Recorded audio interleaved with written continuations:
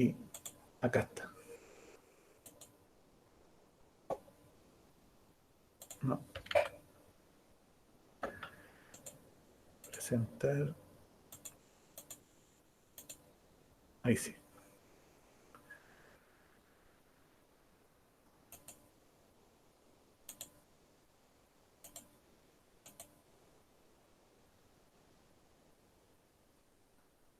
¿Ves la presentación? Sí. Ya. Lo primero que se planteaba en la guía era que tenían que generar una membrana, ¿cierto? Y la membrana, como respondieron la mayoría de las personas bien, está formada por lípidos, en este caso fosfolípidos, ¿ya? Y otros tipos de lípidos, pero los principales son los fosfolípidos y proteínas, ¿cierto? Entonces, la primera situación era que teníamos esta membrana y teníamos, bueno, en realidad la situación que sirve para responder todas las preguntas tenía que ver con que había una solución, ya vamos a poner solución A, la cual tenía hartas moléculas de sodio, algunas de glucosa, tenía esteroides y tenía bajo potasio. ¿Ya? Este es como el esquema que se tenían que armar en la cabeza cuando tenían que responder la guía. La solución B era baja en sodio, comparado con la A, alta en potasio, alta en glucosa. ¿Ya? Eso era todo lo que se les planteaba que que estaba presente en ambas soluciones. ¿Ya? Entonces, lo primero que se les decía era qué ocurría cuando no hay ningún tipo de transporte. ¿Ya? La mayoría de las personas contestó que ninguna de las moléculas se movería. ¿Ya? En cierto modo yo lo consideré bien porque cuando hablamos de transporte, todos los tipos de transporte, incluido la difusión simple, ¿ya? Que esa no requiere una proteína o algo que ayude para que pase por la membrana, también es un tipo de transporte. Y en ese sentido, podían haber contestado que no había difusión, ¿ya? Pero también yo le había dado una tarea, ¿cierto? Que buscaran si las moléculas hidrofóbicas podían atravesar la membrana o no. ¿Alguien buscó esa información?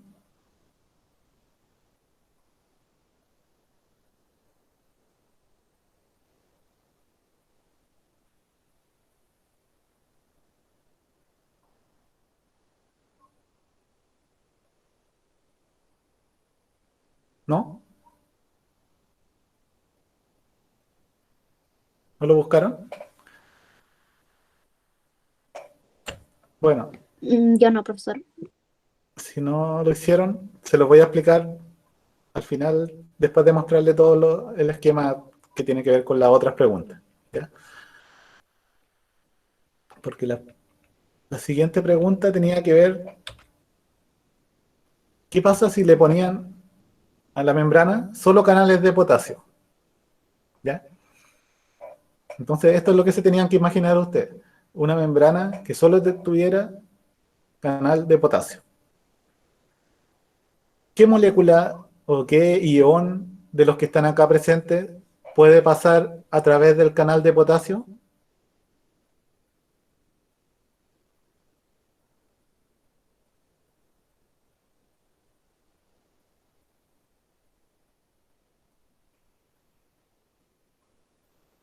Contesten. La idea es que vayan diciéndome las cosas, no importa que se equivoquen.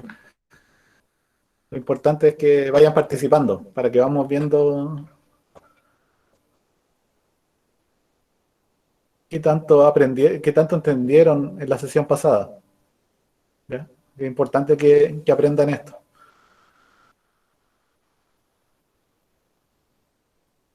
¿Se le ocurre?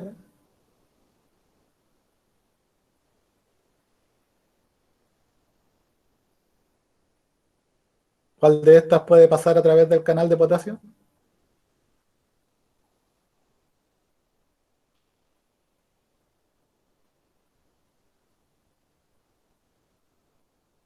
Igual es como simple pensarlo en el sentido de que se llama canal de potasio. Por lo tanto, deja pasar solo potasio. Yo le había dicho que todos los canales y transportadores son exclusivos para ciertas moléculas.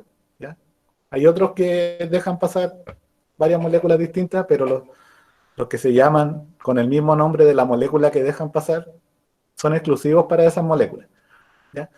Entonces, a través del canal de potasio, lo que se va a mover va a ser el potasio. ¿Y hacia dónde se movería? ¿De la solución B a la solución A? ¿O desde la solución A a la solución B?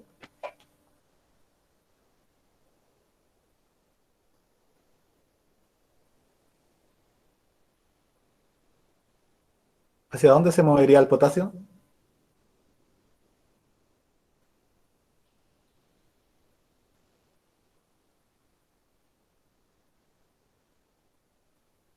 ¿Están? ¿O no están?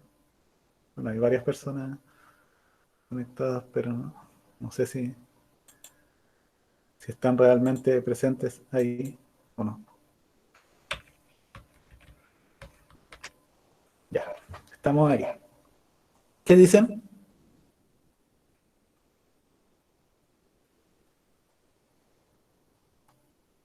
Cualquiera puede responder, no importa que se equivoquen.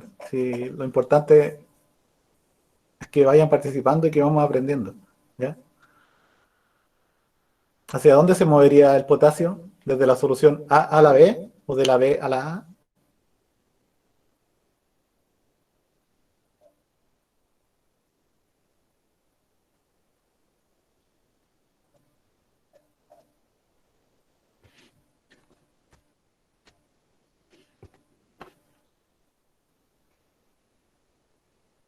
Podemos estar toda la sesión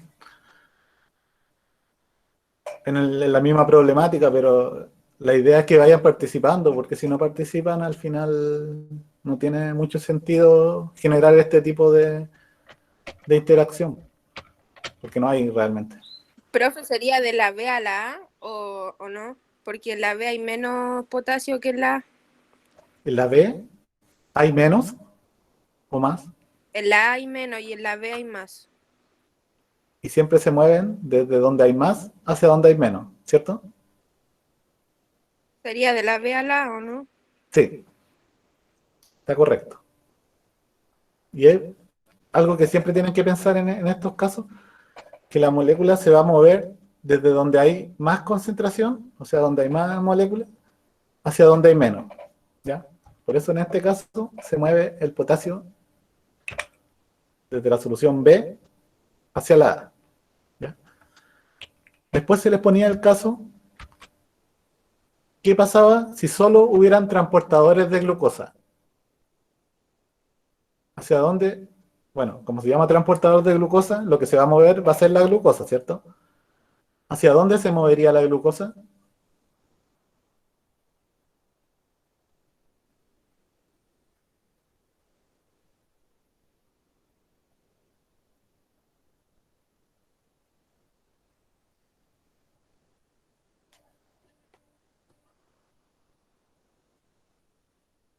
¿Sería parecido a lo del potasio o no?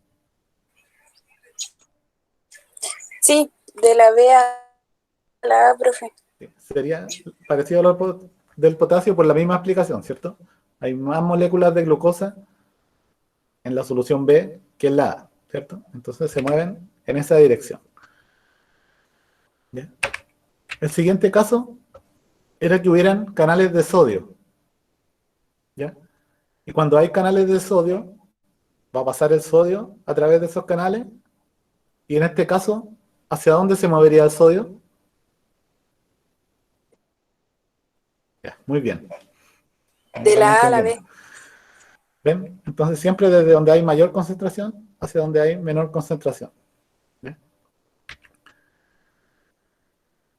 Y luego les decía en la guía que la membrana solo tenía bombas de sodio y potasio.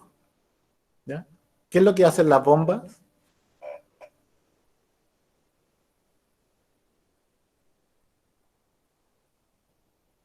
¿Hacia dónde mueven los iones? ¿A favor de su gradiente o en contra de su gradiente? Ya. En contra, Van profe. en contra de su gradiente, ¿cierto? O sea, el sodio se movería de donde hay menos hacia donde hay más, y el potasio también desde donde hay menos hacia donde hay más. ¿Ya? Pero las bombas yo les dije que además de realizar, para poder realizar este trabajo, que es mover la molécula en contra de su gradiente, requieren algo. ¿Qué es lo que requieren las bombas para funcionar?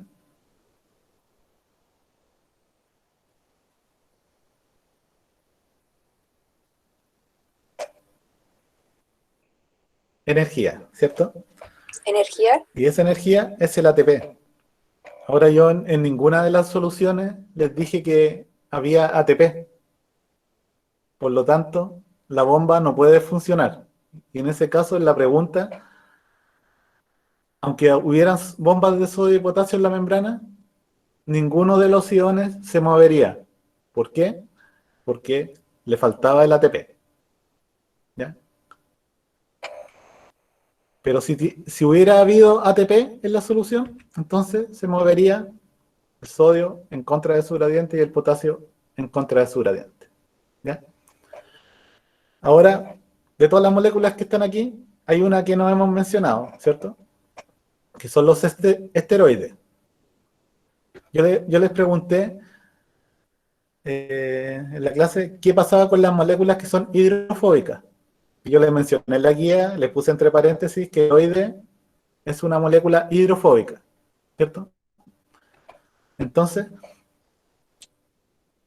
bueno, ustedes no lo buscaron, por lo tanto tampoco lo van a saber si se los pregunto ahora. ¿Ya? Una característica que tienen las moléculas que son hidrofóbicas es que pueden atravesar la membrana, ¿ya? Porque la mayor parte de la membrana es hidrofóbica, ¿ya? Tiene esta parte hidrofílica, pero no es una gran barrera para las moléculas que son hidrofóbicas, ¿ya? Entonces las moléculas hidrofóbicas pueden pasar libremente a través de la membrana. Por ejemplo, las hormonas son un tipo de moléculas que son, algunas de ellas son hidrofóbicas y atraviesan la membrana de las células, ¿ya? Los esteroides, también hay algunas hormonas que son de tipo esteroidal, pueden atravesar la membrana. Entonces, ¿hacia dónde se moverían los esteroides en este caso?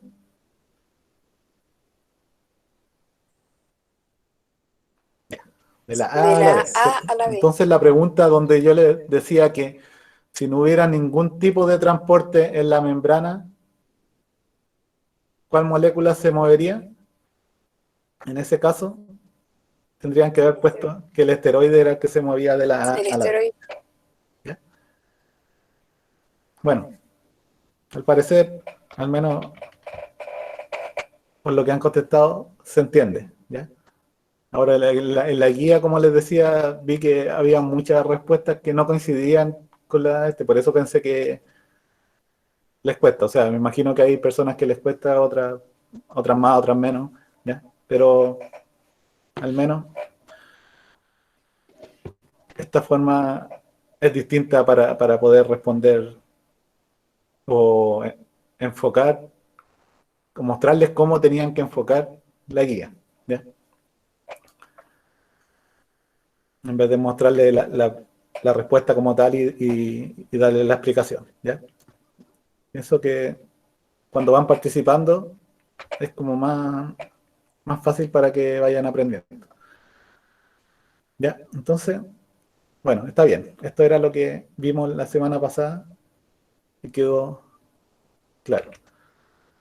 Esta semana lo que vamos a ver tiene que ver con la síntesis de proteínas. ¿Ya? Vamos a ver dónde está la información guardada para que se sinteticen las proteínas, ¿ya? Y cómo a partir de esa información se tiene que leer y llegar finalmente a sintetizar proteínas. Yo les dije que las proteínas eran todo para las células, porque son las máquinas, como unas pequeñas maquinitas que hacen que funcione realmente la célula. Sin proteína, una célula no funciona, ¿ya? O sea, sería como una estructura nomás, pero no podría tener alguna función o generar su metabolismo, ¿ya? Entonces, primero vamos a partir explicando sobre el material genético, ¿ya? El material genético, ¿ya?, que es el ADN, está formado por nucleótidos. Yo le había dicho cuando vimos las macromoléculas, ¿se acuerdan? Que en la célula habían proteínas, lípidos, carbohidratos y también habían ácidos nucleicos, ¿ya? Esos ácidos nucleicos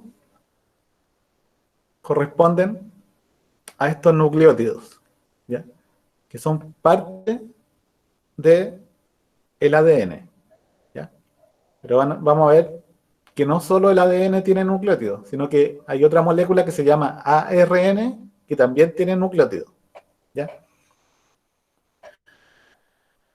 Y estos van formando una estructura en forma de hélice, y esa estructura en forma de hélice se va empaquetando, ¿ya? Porque si ustedes tiraran esta molécula, podrían medirla, que tiene muchos metros en distancia, ¿ya?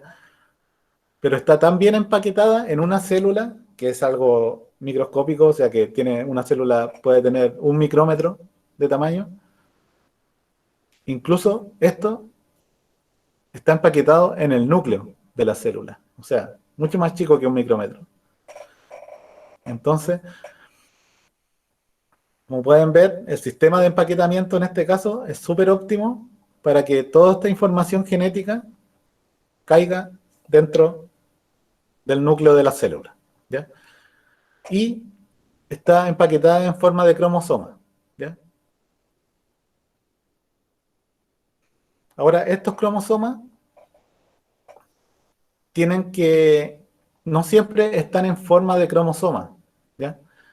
Porque para poder sintetizar proteínas a partir de la información genética que está guardada, se necesita abrir esta molécula, para que se pueda leer, ¿ya? Entonces, acá en el núcleo van a encontrar algunas partes que van a estar empaquetadas y otras partes que no van a estar empaquetadas, ¿ya? Y donde no está empaquetado es donde se está leyendo para sintetizar nuevas proteínas, ¿ya?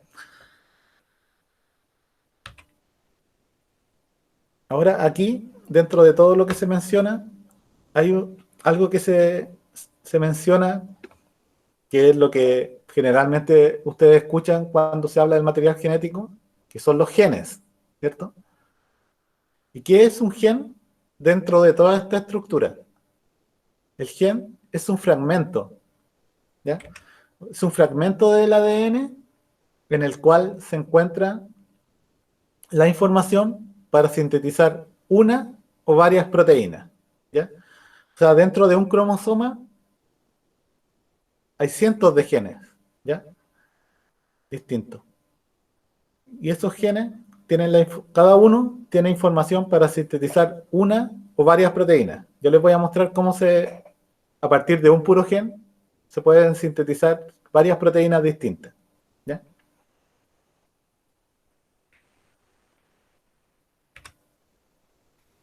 Básicamente, como les dije, ¿cierto?, está formado el ADN, el material genético, por nucleótidos, En este caso son nucleótidos monofosfatos, porque tienen un fosfato. ¿Ya? Y estos nucleótidos están formando tanto el ARN como el ADN. Como les dije, si ven la estructura, tiene una base nitrogenada, un azúcar y el fosfato. ¿Ya? No sé si se recuerdan que la semana pasada, cuando les mostré lo de la bomba, les mostré la estructura del ATP y le dije que el ATP también era un nucleótido, ¿cierto? El ATP también es un nucleótido, ¿ya? Pero no está formando parte del material genético, sino que es una molécula que se utiliza como energía. Y la diferencia con esto es que tiene 3 fosfatos, ¿ya? Entonces el nucleótido está unido a la base y el azúcar, la pentosa en este caso, puede estar unido a un fosfato, a 2 fosfatos y a 3 fosfatos. Si está unido a 3 fosfatos, funciona en el caso de que la base que tenga sea una adenina, es ATP. ¿Ya? Ustedes pueden recordar las bases por la primera letra. ¿Ya? Adenina con una A, guanina con una G, una P. A eso me refería. Esa es la forma de mencionar la base. ¿Ya? Escucha un ruido, parece que alguien tiene encendido el micrófono. Si lo podrían apagar, por favor, para que no interrumpan lo que estoy diciendo. ¿Ya? Gracias. Esta base es lo que le da la importancia a cómo está formada la estructura del ADN. ¿Ya? Tienen purinas y bases que se llaman pirimidinas. ¿Ya? Y esta parte de acá es lo que les da el nombre, si es la molécula es ADN o ARN. ¿Ya? Cuando acá tiene un hidrógeno unido, ¿ya? Se llama desoxirribosa, la molécula, y en ese caso son las que forman el ADN, ¿ya? Pero cuando tiene un OH, es una ribosa, y esas forman el ARN, ¿ya? Si se fijan, el nombre dice ácido ribonucleico, ¿ya? Por la ribosa.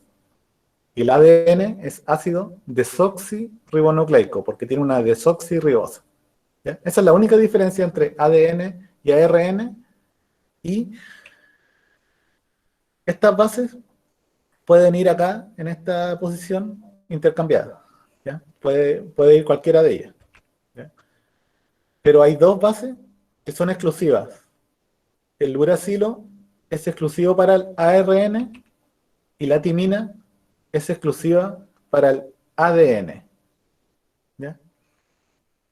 Entonces, si miramos las 2 moléculas, acá tienen el ADN y el ARN, y el ADN, si se fijan, tiene una doble hebra, ¿ya? Que está formando una hélice. Perdón. Y esa doble hebra, si se fijan acá por los colores, cada color corresponde a una de las bases que les mencioné, ¿ya? En verde acá está la guanina, por ejemplo, y en azul está la citosina, y ellas se unen entre sí, formando enlaces, y estos enlaces son puentes de hidrógeno en este caso, están formando la estructura del ADN. ¿Ya? Ahora el ARN no es una doble hebra, es de simple hebra, ¿ya? En general, ¿ya? Hay regiones del ARN que se forman como doble hebra, pero en general es una hebra simple, y esa hebra contiene también las mismas bases, ¿ya? Pero no están unidas como se forma el ADN, ¿ya? Que es el que contiene la información genética. Y no se unen, en este caso, al azar las bases, ¿ya? Hay bases que son complementarias. Siempre una citosina se va a unir con una guanina, ¿ya? O siempre una adenina se va a unir con una timina, ¿ya? Y en el caso del ARN, como eh,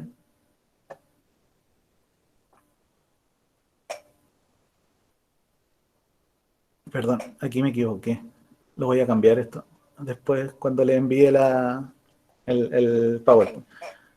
Aquí es una adenina la que se une al uracilo, en el caso del ARN. Porque yo les dije que esta base estaba cambiada, ¿cierto? En el ARN tiene uracilo y en el ADN existe la timina. ¿Ya? Es como la misma molécula, o sea, la molécula correspondiente, pero las distintas en el ARN y en el ADN. ¿Ya? Entonces tienen, en el caso del ARN, la adenina no se va a unir a la timina porque el ARN no tiene timina y se une el uracilo. ¿Ya? Ahora, ¿por qué les digo se une? ¿Ya? Porque el ARN se forma como un complemento al ADN. ¿Ya? ¿Y por qué tiene que ocurrir esto? Porque este ADN se tiene que leer, ese tiene que transcribirse, o sea, convertirse en ARN, y este ARN después se va a traducir en proteína. ¿Ya? Hay como todo un lenguaje en el cual se va leyendo la información genética. ¿Ya? Tienen el ADN, ese se transcribe a ARN, este ARN transcrito sufre algunas modificaciones, formando lo que se llama un ARN mensajero, y de acá se va a leer la información para la proteína. ¿Ya? Yo les voy a mostrar cada uno de estos pasos, cómo van ocurriendo. ¿Ya?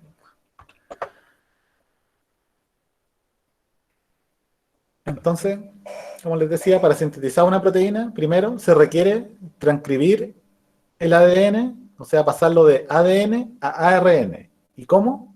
Usando esto que les decía yo, que son las bases complementarias. Que siempre una citosina se va a unir con una guanina. ¿Ya? Entonces, donde en la posición de acá que haya una adenina, va a ser una guanina en el caso del ARN. ¿Ya? Ahí cuando les muestren los esquemas van a ver más claro lo que les estoy explicando. Después el ARN se procesa un poco para convertirlo en el ARN mensajero, y luego ese ARN mensajero es el que se traduce a proteína. Estos son los pasos importantes para sintetizar una proteína a partir del material genético. ¿Ya?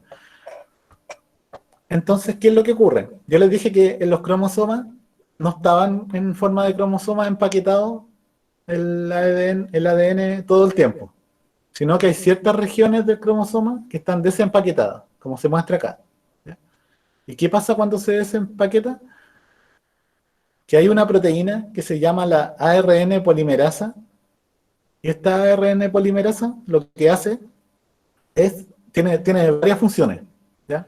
La ARN polimerasa, por una parte, va a generar que el ADN se separe, ¿ya? Que las dos hebras del ADN se separen, una acá arriba y otra acá, y la otra función es que esta polimerasa va creando la secuencia de ARN. ¿Cómo? Complementándolo con las bases que está leyendo. O sea, si la polimerasa va leyendo acá que en el ADN había una adenina, le pone un uracilo. ¿Ya? No puede ser timina en este caso porque es el ARN. ¿Ya? Si hay una timina que está en el ADN, pone una adenina. Si hay una guanina, pone una citosina. Tal como les mostré antes cómo se complementaban las bases. ¿Ya? Entonces, de esa manera se va transcribiendo el ADN a ARN. ¿Ya? Esta proteína va siendo como una copia de la información que está acá. ¿Ya? En el gen que está leyendo. Entonces, este ARN va a contener varias partes, que es el ARN que se transcribe directamente desde el ADN. Tiene varias partes, ¿ya? Unas que se llaman exones y otras que se llaman intrones, ¿ya? Los intrones son partes que nunca se ocupan, ¿ya? Están formando parte de la estructura y sirven para hacer los cortes dentro de este ARN, ¿ya? Entonces, lo que va a ocurrir es que se cortan estos intrones y quedan solo lo que se llama el exón. Y estas partes son las que contienen la información genética para formar la proteína, ¿ya? Ahora, ¿por qué están los intrones y por qué no desde un principio se tiene toda la información directa para generar una proteína? ¿Ya? ¿Por qué pasa eso? Porque, por ejemplo, si miran el caso acá, este primer caso, tienen todos los exones que están acá, este azul, este verde, todos los que están en color acá, están todos presentes, ¿cierto? Y esto tiene la información para generar una proteína con la forma, la proteína A que se muestra acá, ¿ya? Que tiene esta estructura, ¿ya? Tiene 1, 2, 3, 4, 5, tiene 6 alfa hélices, que se llama esta estructura, y 4 hojas beta plegadas, ¿ya? Pero ¿qué pasa? Que puede que también algunos de estos exones no se utilicen, ¿ya? Entonces, se cortan los intrones en los dos lados acá, no utilizando algunos de los exones. Entonces, acá, por ejemplo, se ocupó el exón 1, 2, 4 y 5, no el 3. ¿Y eso qué hace? Genera otra proteína distinta que va a tener otra función en la célula, ¿ya? Y, por ejemplo, si sacamos el intrón, el exón 4, ¿ya? Si cortamos toda esta parte de acá y dejamos solo los exones 1, 2, 3 y 5, se va a generar otra proteína distinta, ¿ya? Entonces esta es una forma que tiene la célula para optimizar la cantidad de proteínas que puede generar a partir de un solo gen. Por eso les decía que un gen sirve para sintetizar una o varias proteínas, ¿ya? Porque depende de lo que necesite la célula, va a ocupar todos los exones o va a ocupar algunos exones nomás para generar las proteínas que necesita. ¿Ya? ¿Se entiende?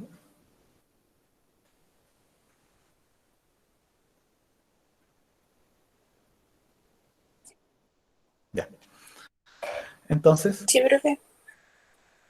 aquí vamos a la parte donde tenemos el ARN mensajero, ¿cierto? Cuando se cortaron los intrones, está este ARN mensajero.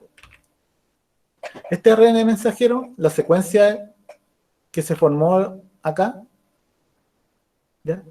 Requiere que se le peguen cosas a los lados, ¿ya? Por un lado se le va a pegar una cosa que se llama el 5-cap, ¿ya? Y al otro lado se le va a pegar una cola de puras adeninas, ¿ya? Pura adenina. Son 50 o 250 nucleótidos de adenina que se juntan acá, ¿ya?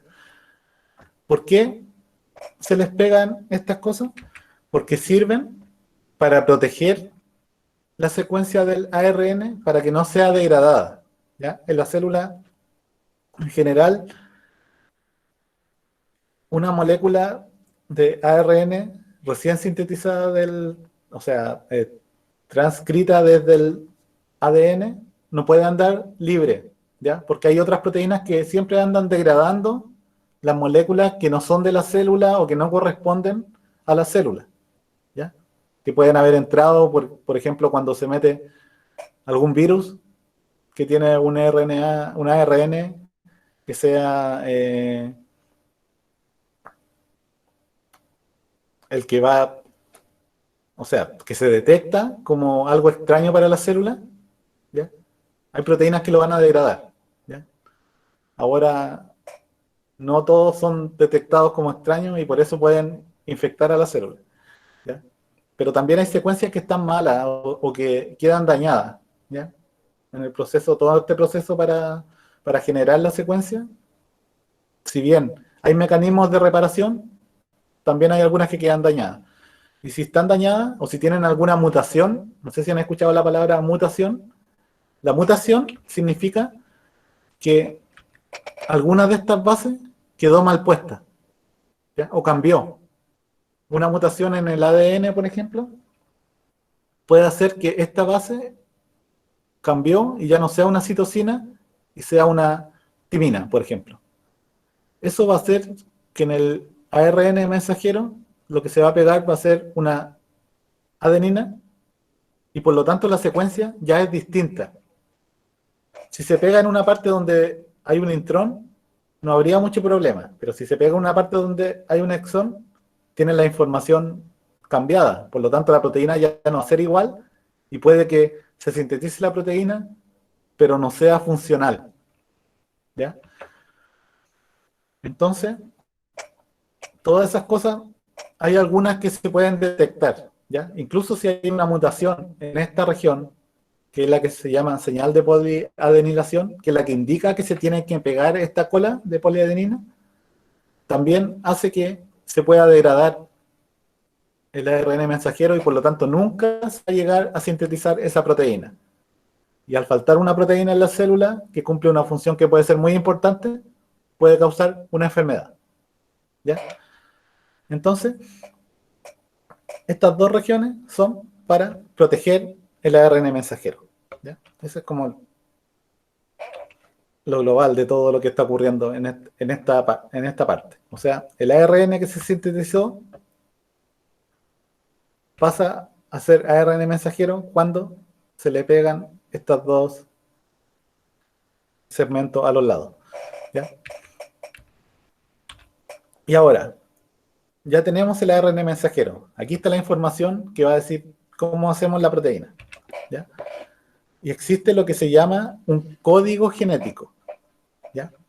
Acá ven puras letras y ven acá unos nombres cortitos de 3 letras. Estos nombres cortitos de 3 letras corresponden a los nombres de los aminoácidos, ¿ya? Hay aminoácidos de las proteínas que son esenciales para formar una proteína, ¿ya? Porque hay otros aminoácidos que tienen otras formas que no son para sintetizar proteínas, ¿ya? Pero en este caso, todo esto sirven para sintetizar proteínas. Y está la alanina, por ejemplo, la valina, la arginina, la serina, lisina, ¿ya? Y se simbolizan por este código de 3 letras, ¿ya? Ahora, cada una de ellas, si se fijan, si van desde acá, desde el centro de este diagrama, hacia afuera, pueden hacer la secuencia de nucleótidos que codifica cada uno de estos aminoácidos. O sea, por ejemplo, si uno quiere hacer esto que dice acá, que es pro, que sería una prolina, ¿ya? Es un aminoácido que se llama prolina, se puede hacer juntando una C, otra C y otra C, ¿ya? 3 citosinas. Con 3 citosinas tiene la información de que en esa posición va una prolina, ¿ya? O si tiene una C y una U, también es información para que se genere una prolina, ¿ya? Ahora si tiene una C y otra, no, en este caso no sería. Si tiene una C, una U y una A, ya sería leucina, por ejemplo, ¿ya? Y así se va generando la información para los aminoácidos que van a formar la estructura de la proteína, ¿ya? Ahora, ¿cómo se van formando estos aminoácidos? A partir de la información genética. O sea, ustedes tienen nucleótidos acá y acá tienen aminoácidos. O sea, los nucleótidos están formando parte del material genético, ¿ya? Y los aminoácidos forman parte de la proteína. ¿Cómo se transforma uno en el otro? No se transforman, ¿ya? sino lo que se hace es una traducción. Y para esto se ocupa esta molécula especial que también es un ARN, ¿ya? Pero no es un ARN mensajero como el otro que tiene la información de la proteína, sino que es otro ARN, que se llama ARN de transferencia. ¿Ya? ¿Y cuál es la función de este ARN? Si se fijan, este ARN sí tiene algunas partes donde están unidas como doble hebra, ¿cierto? La gracia de este ARN es que tiene una región que se llama anticodón, ¿ya? Y cada uno de estos anticodones tiene la información para que se una un aminoácido determinado acá en el otro extremo de esta molécula, ¿ya?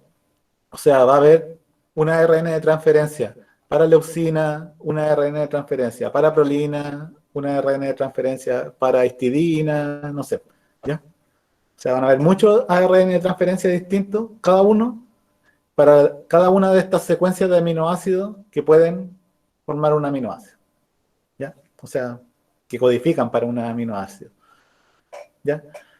Entonces, ¿cómo funciona esto? ¿Ya? Y antes, acá, si se fijan, hay una señal de inicio y una señal de fin, ¿ya?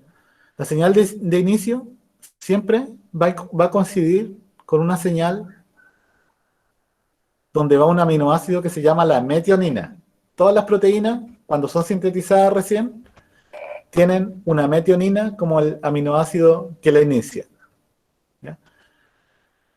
Y hay algunas secuencias, como por ejemplo UGA o UAA o UAG, que estas no codifican para ningún aminoácido. Y eso va a dar la información para decir que ahí termina la proteína, ¿ya? Entonces todo esto está guardado en la información que viene en el RNA mensajero. Entonces, ¿qué es lo que va a pasar? El último paso de este proceso es donde aparecen estas estructuras que son los ribosomas, que si se acuerdan estaban pegados en el retículo endoplasmático rugoso y también estaban libres en el citoplasma, algunas. Estas estructuras son unas estructuras grandes que están formadas por proteínas y por ARN. Es una mezcla de proteínas y ARN, ¿ya? Que ese otro tipo de ARN que se llama ARN ribosomal, ¿ya? O sea, en el material genético del DNA, del ADN, está toda la información para generar proteínas, pero además también para generar los distintos ARN, o sea, el ARN mensajero, el ARN de transferencia y el ARN ribosomal, que son necesarios para sintetizar la proteína. Entonces, ¿qué es lo que va haciendo este ribosoma? Es que va tomando la secuencia de ARN y va permitiendo que estos ARN de transferencia, que tienen una secuencia complementaria acá, y por el otro lado tienen pegado un aminoácido, se vayan uniendo acá cuando corresponda a la secuencia que corresponde. O sea, ustedes se imaginan, hay muchas de estas moléculas dando vueltas cerca del ribosoma que tienen distintas secuencias y por lo tanto distintos aminoácidos pegados, ¿ya? Entonces, si ahora viene una secuencia que es una AAA, por ejemplo, se requiere un ARN de transferencia que en la región del anticodón, que se llama, que es la de acá, tenga una UUU, ¿ya? Si no tiene eso, no podría pegarse acá, ¿ya? Entonces siempre los que corresponden se van a ir uniendo en esta secuencia de 3 bases, ¿ya? Para ir formando la proteína. Entonces acá se unió una secuencia que corresponde a un aminoácido que se llama lisina, acá una valina, ¿ya?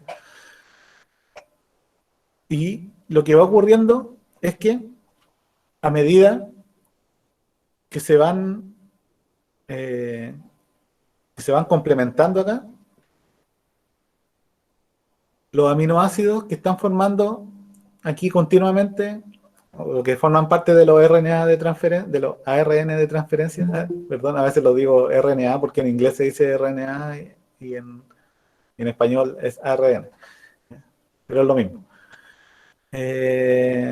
Tienen, se van uniendo los aminoácidos, ¿ya? Y a medida que se unen los aminoácidos, se va desocupando el ARN de transferencia y queda un ARN de transferencia vacío, ¿ya? Que nuevamente se le va a pegar un aminoácido después para que pueda utilizarse nuevamente.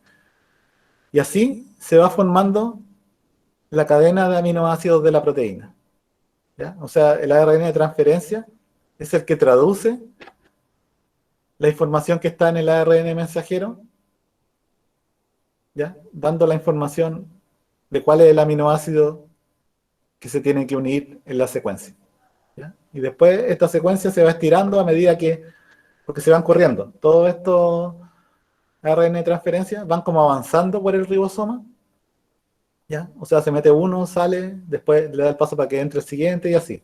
Van en orden, ¿ya? Y todo eso va a generar finalmente una cadena larga de aminoácidos que son los que van a formar finalmente la proteína, ¿ya? Todo es el proceso de síntesis. ¿Les queda alguna duda de cómo ocurre el proceso? ¿O algo que quieren que explique de nuevo?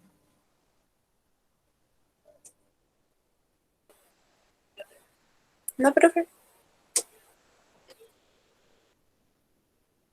¿Sí o no? ¿Os entendió claro?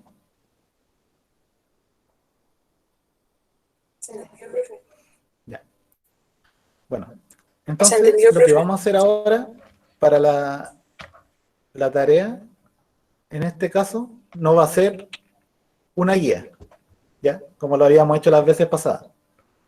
La tarea en este caso se llama sintetizando una proteína y lo que van a hacer ustedes va a ser explicar brevemente, en no más de 2 minutos, ¿ya? Ya sea pueden grabar un audio o hacer un video cortito donde expliquen todo el proceso desde que se lee la información genética hasta que se sintetiza la proteína. O sea, todo lo que les expliqué yo en la clase, ustedes tienen que explicarlo, pero de una manera simple, como si se lo estuvieran explicando a un niño o una niña de 8 años. ¿Cómo le explican eso a un niño o una niña de 8 años? Para que lo entienda de manera simple, ¿ya? O sea, en ese caso sin darle tantos nombres ni nada, pero diciendo cómo ocurre este proceso, ¿ya? ¿Se atreven? ¿Qué les parece la tarea? ¿Fácil o difícil?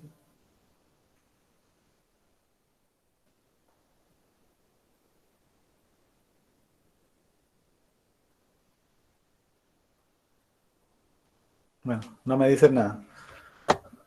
Asumo que... No sé, no puedo asumir nada tampoco. Pero, bueno, esa es la tarea que tienen esta vez. O sea, no va a ser una guía, sino que van a tener, bueno, los mismos 4 días de tiempo. O incluso les puedo dar más tiempo. O sea, si no alcanzan a hacerlo hasta el domingo, pueden hacerlo al principio de la otra semana. Pero traten de enviarlo al menos un día antes de la próxima sesión, ¿ya? Y lo envían al correo, ¿ya? Pueden enviarme el archivo o un link, ¿ya? Donde expliquen con sus palabras, en manera simple, cómo ocurre el proceso de la síntesis de proteínas, ¿ya? Esa sería la tarea. Y lo otro es que desde lo que habíamos hablado la semana pasada del glosario, ¿ya?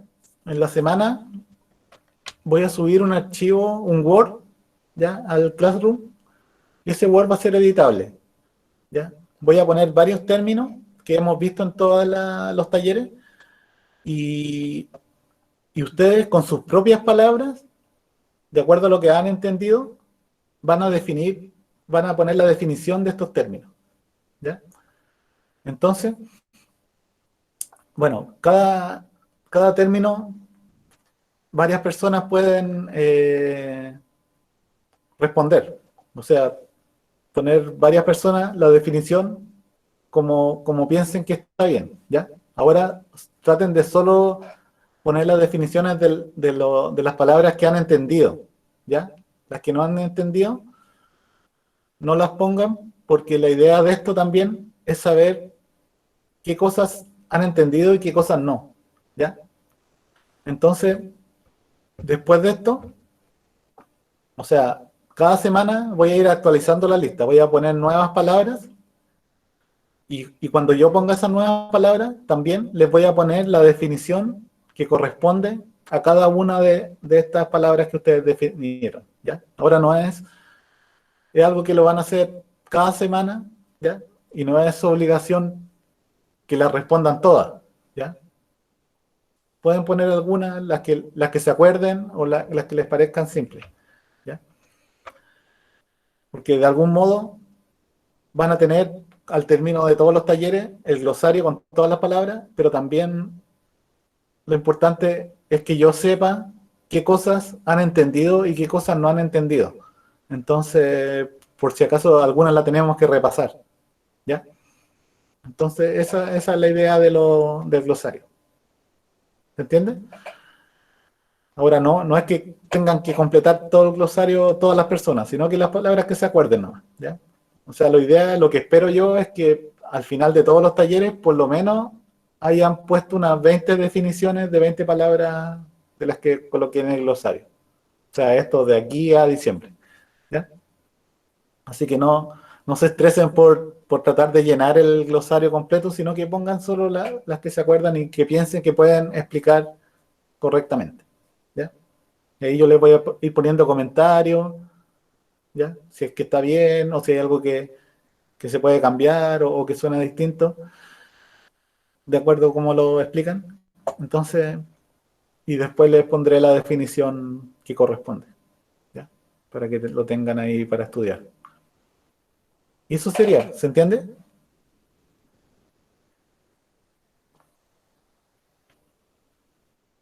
Ya. Bueno, Sí, entonces profe. quedaríamos en eso.